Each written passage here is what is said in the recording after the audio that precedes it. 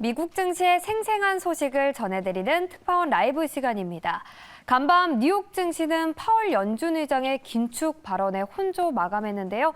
뉴욕 특파원 연결해서 자세한 내용 알아보겠습니다. 네, 김용갑 특파원, 뉴욕 증시 마감 상황부터 전해주시죠. 네, 뉴욕 증시는 혼조세로 마감했습니다. 뉴욕 증권거래소에서 다우존스 30 산업평균지수는 전장보다 74.08포인트, 0.22% 하락한 33,852.66의 장을 마쳤습니다.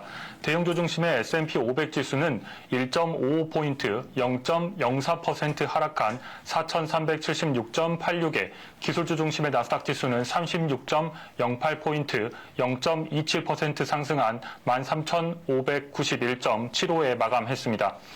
미국이 중국을 상대로 새로운 수출 규제를 고려하고 있다는 소식이 전해졌는데요. 월스트리트 저널에 따르면 바이든 행정부는 중국을 상대로 반도체 제재를 검토하고 있습니다. 정부의 사전 허가 없이는 반도체 제조업체에 중국으로의 수출을 중단할 가능성이 제기되고 있습니다. 이 같은 수출 제재가 실행될 경우 엔비디아의 대중 AI 반도체 수출도 사전 승인이 필요하게 됩니다. 이에 따라서 엔비디아의 주가는 오늘 1.81% 하락했습니다. 오늘 시장에서 특히 관심을 받은 기업은 에어택시 기업 조비 에비에이션이었습니다. 매일경제 유튜브 월가우브에서도 어제 조비 에비에이션에 대한 소식을 전해드린 바 있는데요. 조비 에비에이션의 주가는 오늘 장 마감 40% 넘게 상승했습니다. 조비는 에어택시 제조업체인데요. 조비가 미 규제 당국으로부터 첫 정기 수직 이착륙 시험 비행에 대한 승인을 받았다는 소식이 전해졌습니다. 기존에는 손으로 만든 시제품만 시연이 가능했는데 이제는 생산 라인에서 나오는 에어택시를 테스트할 수 있게 됐습니다. 조비의 CEO인 조벤 비버트는 이에 대해서 아직 갈 길이 멀지만 지금은 엄청난 순간이라고 평가를 하기도 했습니다.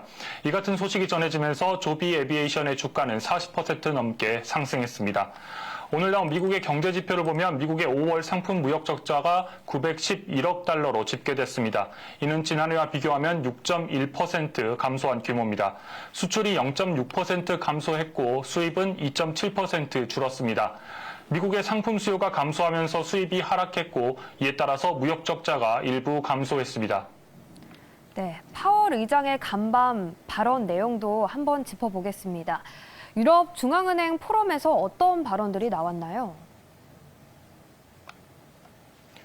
네, 제롬 파월 연준 의장이 2번 연속해서 금리 인상을 할 가능성을 언급했습니다.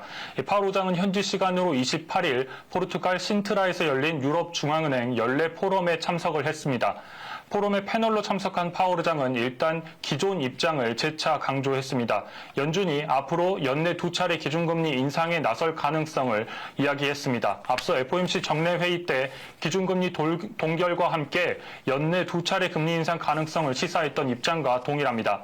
그러면서 인플레이션이 장기화되고 있는 상황에 대해서 놀랍다고 평가를 했습니다.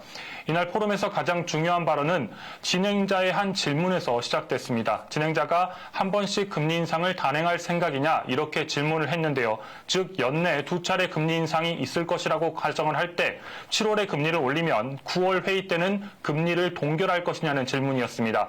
이에 대해서 파월 의장은 긍정도 부정도 하지 않았습니다. 이어서 FOMC 회의에서 금리를 연속해서 움직이는 방안을 고려 대상에서 배제하지 않을 것이다 이렇게 말을 했습니다. 연속해서 금리를 인상할 가능성도 선택지에 있음을 시사한 겁니다. 시장에서는 그동안 연준이 2차례 금리를 인상한다고 하더라도 한 차례 인상을 하면 그 다음 회의에서는 동결을 하는 방식으로 속도를 조절할 것이라고 전망해 왔습니다. 최근 시장에 퍼지고 있는 경기 낙관론에 대해서도 파월은 경고를 했습니다. 파월 의장은 가장 유력한 시나리오는 아니지만 경기 침체의 가능성이 상당하다고 말했습니다. 한편 이날 포럼에는 크리스틴 라가르드 유럽 중앙은행 총재와 앤드류 베일리 잉글랜드 은행 총재도 참석을 했는데요. 라가르드 총재는 금리 동결은 고려하고 있지 않다며 7월에도 금리 인상에 나설 것이라는 강한 메시지를 던졌습니다. 라가르드 총재는 7월 금리 인상 전망에 대해서 그럴 가능성이 있다고 밝혔습니다. 앤드류 베일리 잉글랜드 은행 총재는 인플레이션에 대한 우려를 보였습니다. 영국 중앙은행인 잉글랜드 은행은 지난 22일 기준금리를 4.5%에서 5%로 0.5%포인트 인상하며 시장을 놀라게 한 바 있습니다. 지금까지 뉴욕에서 매일경제TV 김용갑입니다.